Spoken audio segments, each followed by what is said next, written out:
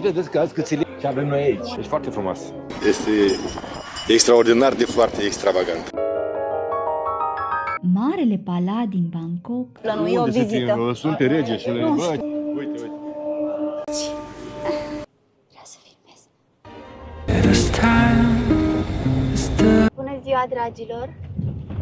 O nouă zi în Bangkok și ultima pe care o petrecem aici.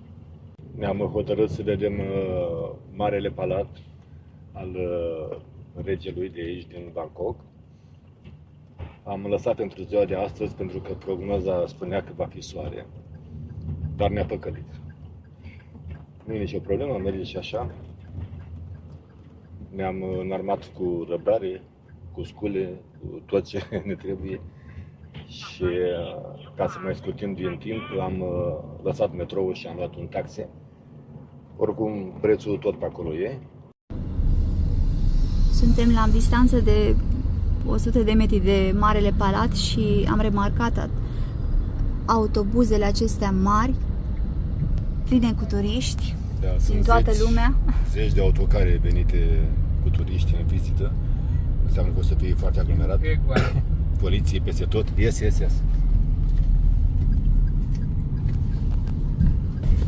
Haideți să ne aruncăm o privire asupra ansamblului de temple. Marele Palat este chiar în fața noastră acolo, ne așteaptă. Iar în stânga sunt templele. Iar aici lângă noi sunt sute mii de turiști. Organizați, cu ghizi, cu poliție. Hai! Bun.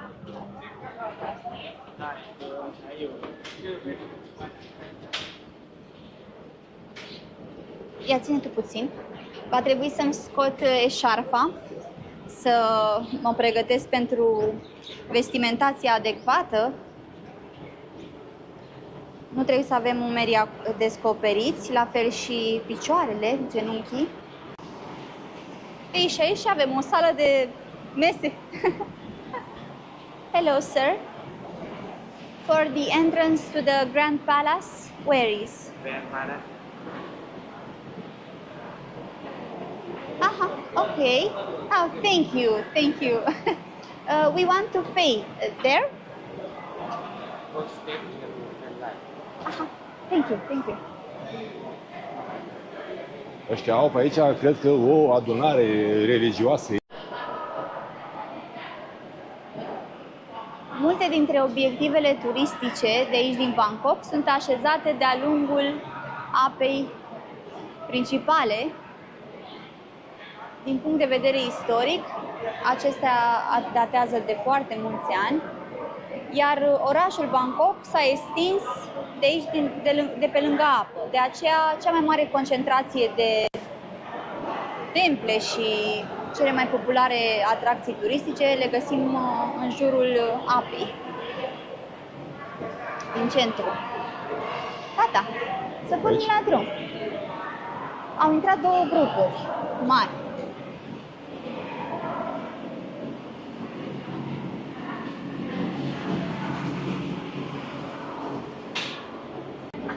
În dreapta noastră coboară un domn călugăr. V-am mai spus, călugării sunt foarte respectați aici în Thailanda. Trebuie evitat contactul vizual, din câte am citit. Mai ales fizic, n-ai voie să-i atingi. Da.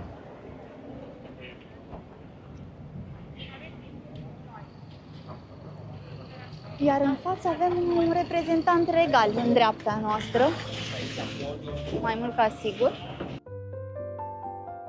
Bhumibol Adulyadej a fost rege al Thailandei din 1946 până în 2016, când a murit.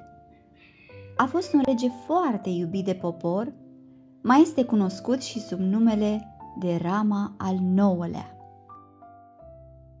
Domnia sa de 70 de ani și 126 de zile este cea mai lungă a oricărui monarh thailandez. A fost soțul regretatei regine Sirikit Kitiakara, care a decedat în octombrie anul acesta.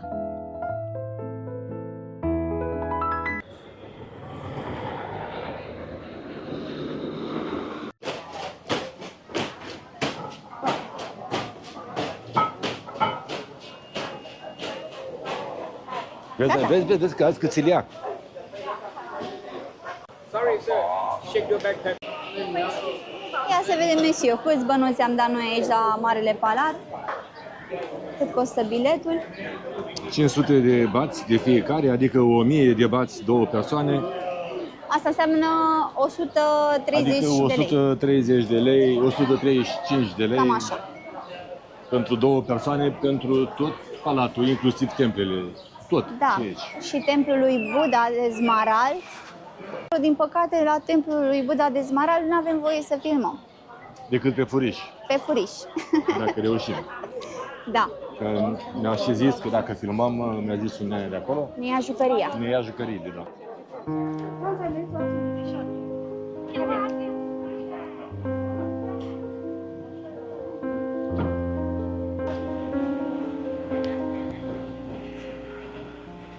Păi și aici avem aur.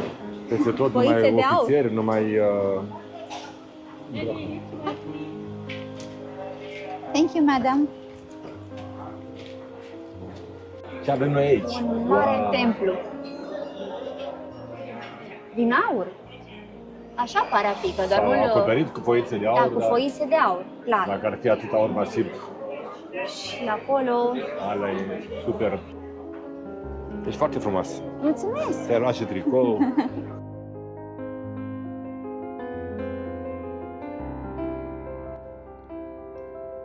Dragilor, până vom ajunge noi la palat, așezați-vă comod pe canapea să descoperim împreună semnificația acestui loc plin de magie și extravaganță.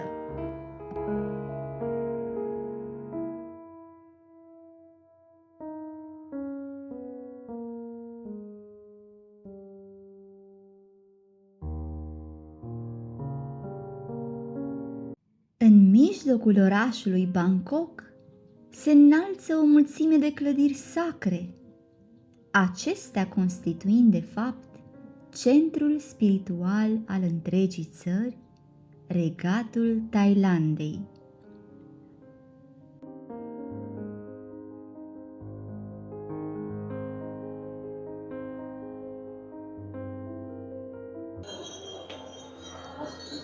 Ei, și a venit momentul să ne descălțăm pentru a putea intra în templu. Asta Așa e o regulă generală. Sorry, how does it call this temple? Buddha.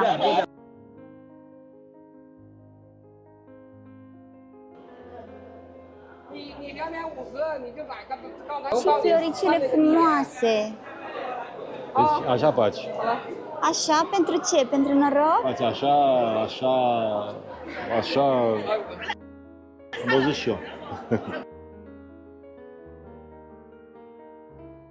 Asta e apă sfințită. Uite. Monsieur? Hai să ne punem o dorință aici. Puneți-ne-vă și dumneavoastră cu o dorință împreună cu mine.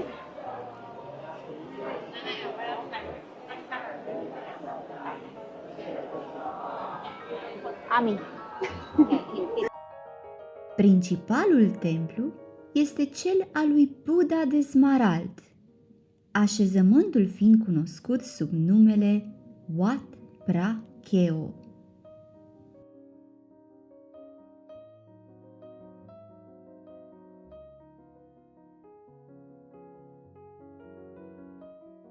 Buddha de Smarald este considerat cea mai sacră icoană religioasă din Thailanda, venerată atât de familia regală cât și de public.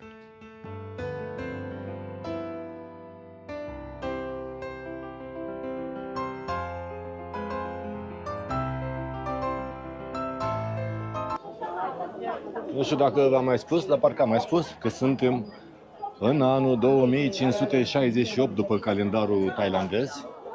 Oh, sorry. Așa este. Suntem la 543 de ani distanță de calendarul gregorian. Da. Thailanda se ghidează după, în tradiția lor, se ghidează și după calendarul budist. și nu numai, și după cel gregorian, când e vorba de chestii internaționale. Dar, în special după cel budist, adică sunt 2568 de ani de când Buddha a trecut în neființă, în nirvana, Nirvana, da. adică de când a decedat. Da. Iar la noi, calendarul gregorian a pornit de la moartea lui Hristos. Întregul complex sacru conține sanctuare îmbrăcate în sticlă reflectorizantă și mozaic viu colorat, dând impresia unui ținut de bază.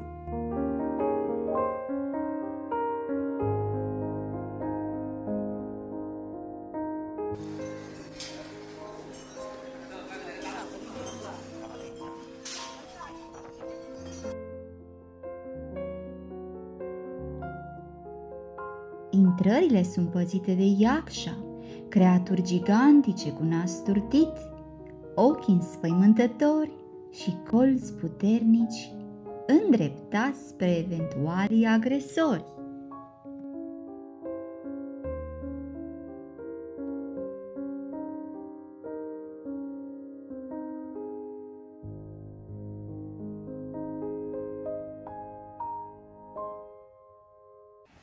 Deci tot ce vedem aici e puțin zis dacă am numit opulență.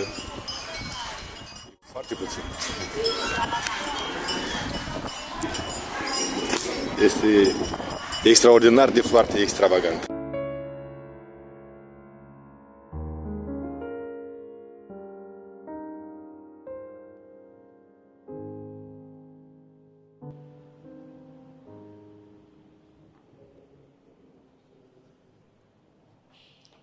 Vreau să filmez floricele de lotus frumoase.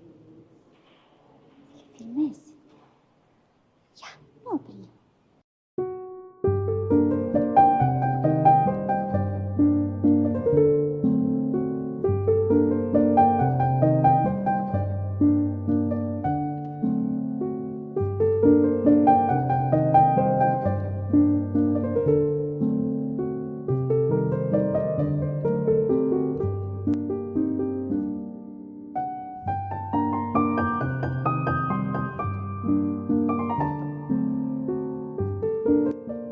Palatul regelui din Bangkok, de asemenea cunoscut ca și Marele Palat din Bangkok, este un simbol magnific al istoriei și culturii Thailandei. Acest edificiu din centrul orașului Bangkok datează din 1782, din timpul domniei regelui Rama I, fondatorul dinastiei Kakri.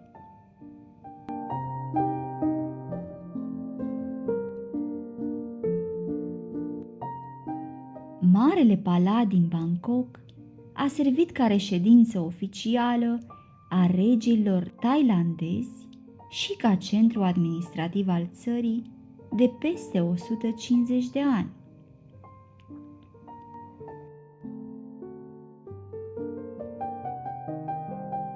Astăzi, deși nu mai servește drept reședință regală, rămâne o piatră de temelie a moștenirii thailandeze, atrăgând anual milioane de vizitatori.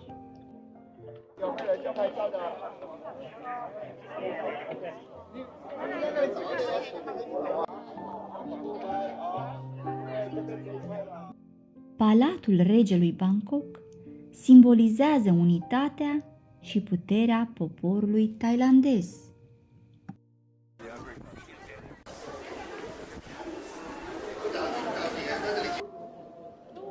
Și am primit informația că nu putem intra în palat. Fix pentru palat am venit. Gardienii de aici spun că regele a organizat ceva pentru astăzi și interiorul palatului este pregătit pentru evenimentul așteptat.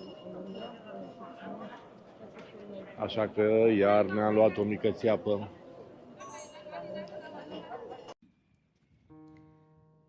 Tot în curtea imensă a Palatului Regal și a complexului de temple se află și Muzeul Reginei Sirichit.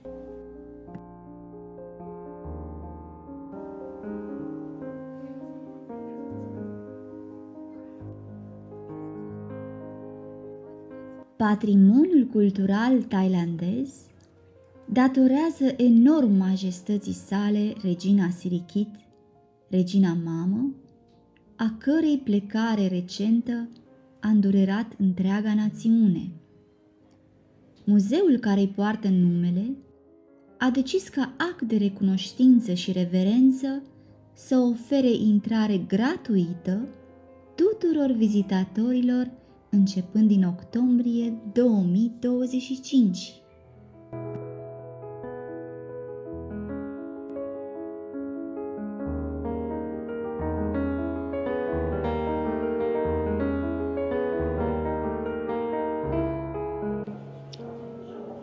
Deci e familia regală.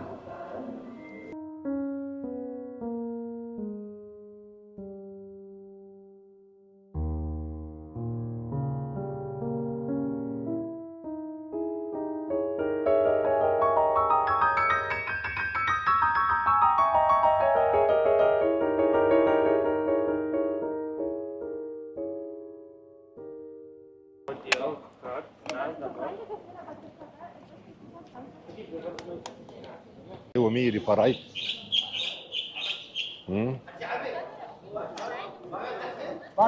Da, noi am fi vrut să putem să vă arătăm mai Nu multe, e o avere, dar nu... însă sunt foarte multe restricții cu privire la fotografie și video. Bine ar fi să vă informați înainte de a vă plănui o Unde să vizită. fim? Sunt pe rege și Nu bă, știu. ce faci azi? Nu știu. Păi și atunci? Ce am putea să Nu. facem, dar poate la intrare, înainte de a da banii. Nu, thank you very much. Păi era datoria lor să ne anunțe. Bebele male.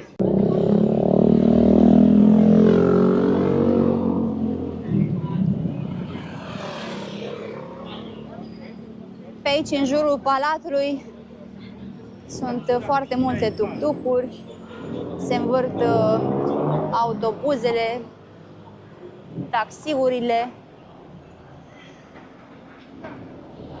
E un lucru bun dacă ați obosit. Deci aici este Wat Pho, ce mă bucur că am ajuns!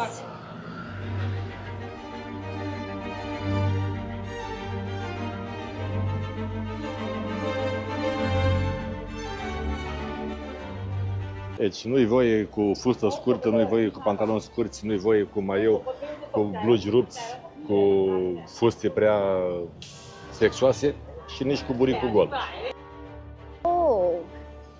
Ia uite ce scrie aici. Credeam că e 200, așa scria pe Google, însă s-a actualizat și e cu 100 de Am mai bați pus mai ceva, mult. da, inflația. Și only cash, deci nu... Da, se merge pe cash aici, așa că veniți cu cash. Dacă nu ai, uite aici un exchange. Ca la fiecare intrare există la poartă gardieni care păzesc templul. Da, gardieni mitologici, bineînțeles. Ei, și acum să vedem dacă ne lasă Buddha să-l vedem. Ar trebui să ne Poate lase. nu mai vine cineva. Wow, cât de mare este! Uite, de aici se vede Da, o da. parte din Buddha care e îmbrăcat cu Astea foițe sunt de picioarele aur. lui.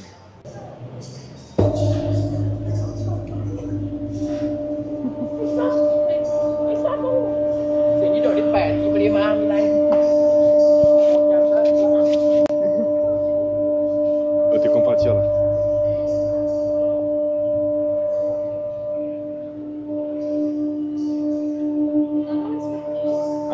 Ghinion, pisica neagră. Nu e ghinion. Nu-i deloc. Aici se schimbă regulamentul superstițiilor.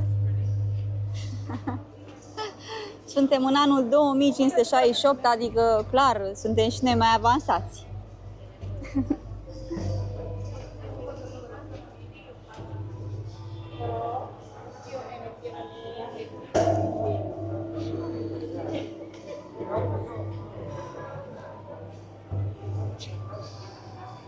Haideți să ne aruncăm o privire în această sală.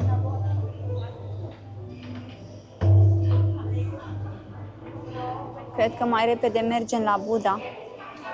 Să nu ratăm să-l vedem.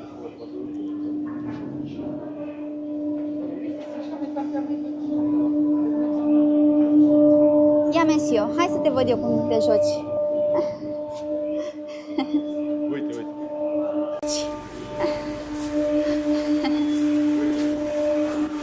Dar ce, aduce noroc sau ce se întâmplă? Ia. Produce un sunet. Da, Încă și o dacă dată. mai face... Wow. Dar ce se întâmplă? E târziu, nenea, că să dai cu bățul întâi. Dai cu bățul și apoi atingi cu palmele. Hai. Vrei să dai și tu? Hai să dai dau tu, și da. eu. Hai. Hai să dăm cu toții acum. Mai tare. La mijloc. Aia e, boss. Ia-mă de. A început să-mi placă. Hai.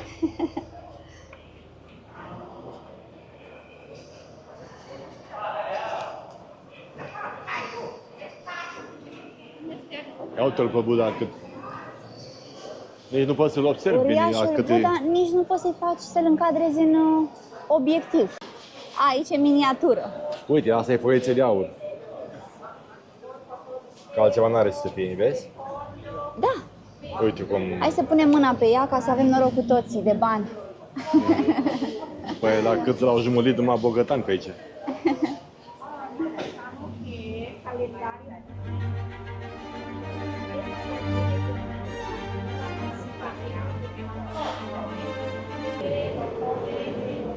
Aici este un loc de rugăciune. Da, iei de acolo o floare, cum îi zice? Ce stă pe limbă. Și o pui acolo la Buddha și îi spui ceva.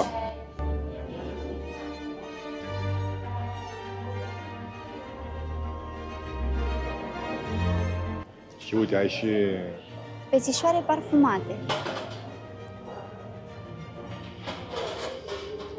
Dar aici pomelnice, nu? Probabil, da. Pui dorința scrisă.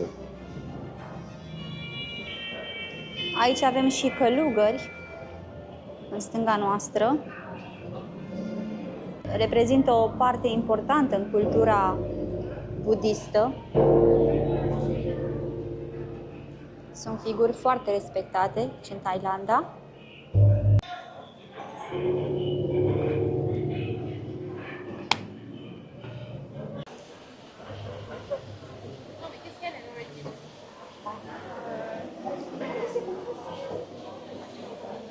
Imediat vin. Încălțămintea ne lăsăm aici? O punem în sacoșă. Da? Și o cărăm. Da. Ok. Deci intrăm de scolți, Opa.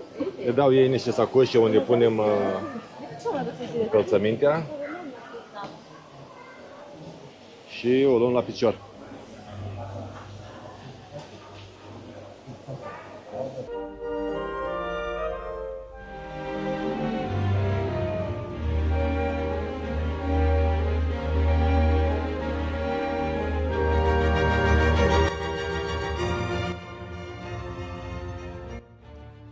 Wat Pho, oficial numit Templul lui Buddha culcat, este unul dintre cele mai vechi și mai mari temple din Bangkok.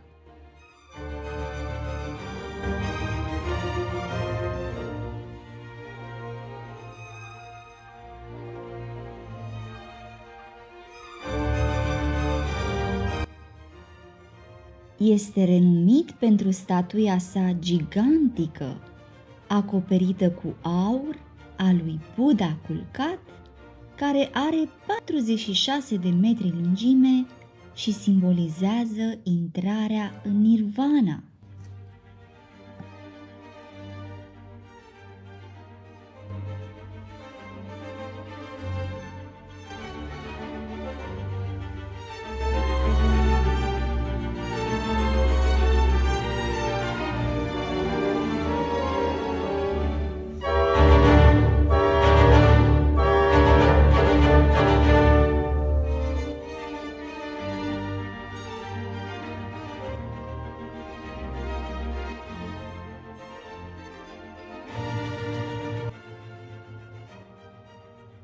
La intrarea în templu, este bine să aveți monede la dumneavoastră.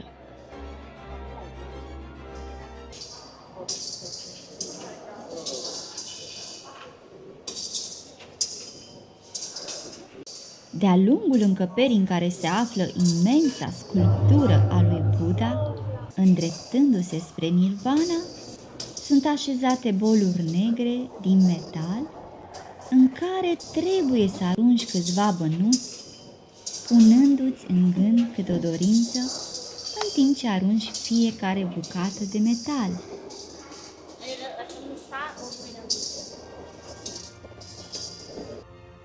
Ei, și-a venit momentul să-i spunem la revedere lui Buddha, să-l lăsăm să se odihnească în pace, iar noi să ne vedem în continuare de drum.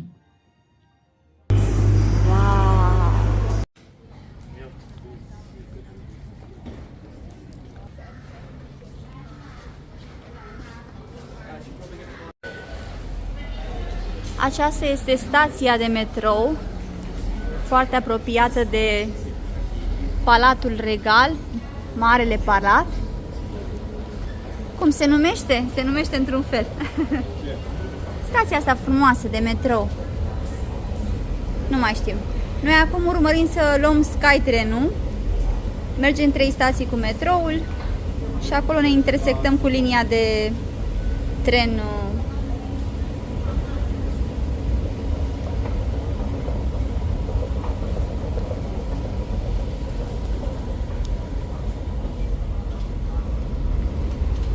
suprateran, nu mai nimeream cuvântul. Stația de metrou Silom leagă linia aceea a Skytrain-ului și noi ne aflăm acum chiar în fața mall-ului Central Park, pe care l-am vizitat și ne-a plăcut. Iar acum urmărim să găsim unde este intrarea pentru BTS Skytrain. Chiar pe undeva pe sus, pe acolo trece, l-am văzut. E ora 5:30 și a început nebunia de seară în trafic. Lumea vine de la serviciu. Cel mai bine ar fi să întrebăm pe cineva. Să întreb pe fata asta drăguța. Hello, Skytrain, where is the station? Ah, yeah? Thank you. Gata. Va trebui să urcăm pe aici.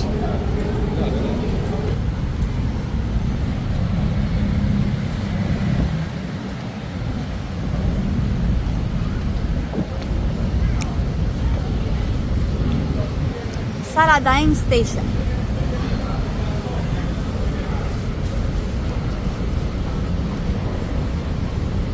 Plecam noi din Bangkok și nu ne plimbam cu trenul ăsta de suprafață. Ar fi fost păcat. Păi chiar așa.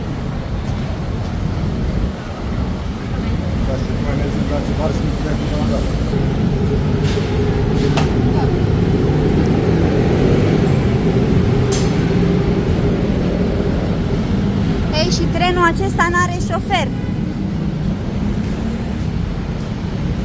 Este de fapt o mașinărie.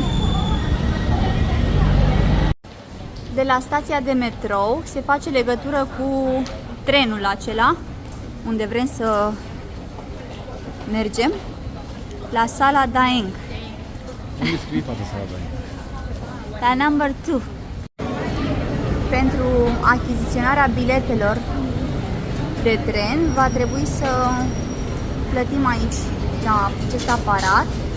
Trag cu ochiul ca să învăț cum se procedează mai repede, să nu ținem oamenii la coadă.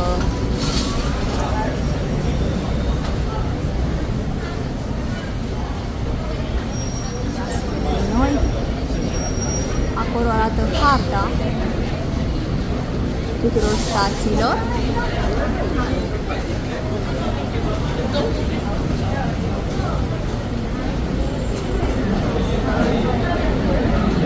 Alegi unde vrei să ajungi, îți arată că trebuie să plătești, introduci monezile sau bancnotele.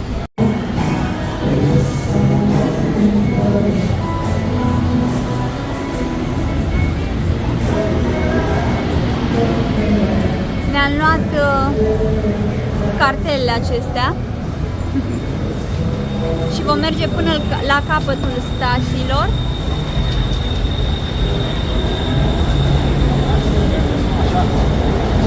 Da?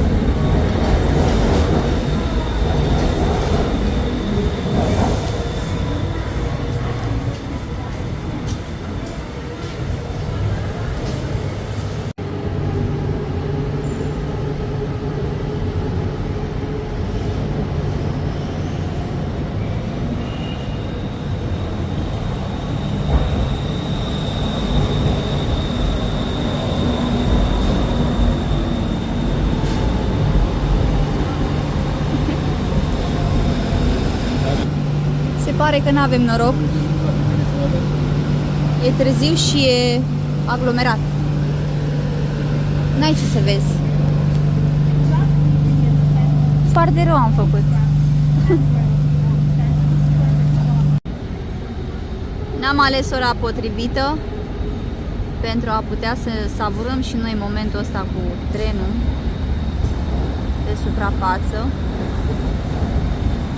Am încercat, asta este, însă ne-am dat jos la prima stație ca să nu mai pierdem timpul în înghesuială.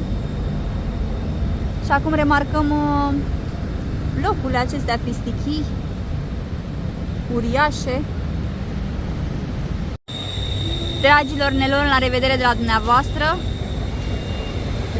Ne pare rău că n-am putut să filmăm din Sky trenul acesta.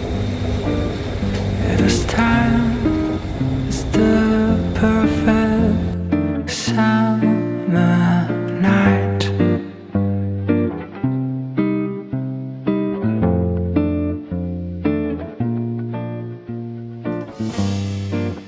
And those three words are spelled out